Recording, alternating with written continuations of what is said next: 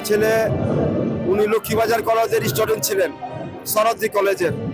এখানে জুলাই থেকে ওনার ছোট ছোট আন্দোলনে শরীর হয়েছেন এবং 5ই আগস্টে আর আমার ছেলে ফিরে আসেনি।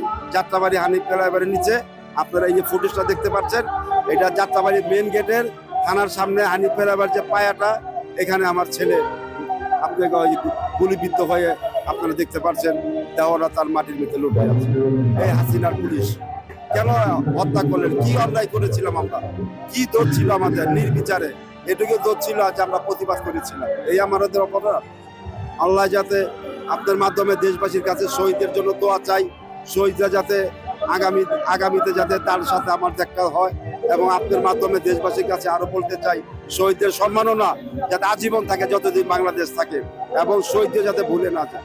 উনি বিএ পাশ করেছিলেন, উনি আমার একমাত্র সংসারে অবলম্বন ছিলেন। আজকে 9 মাস আমি ঘরে বন্দি।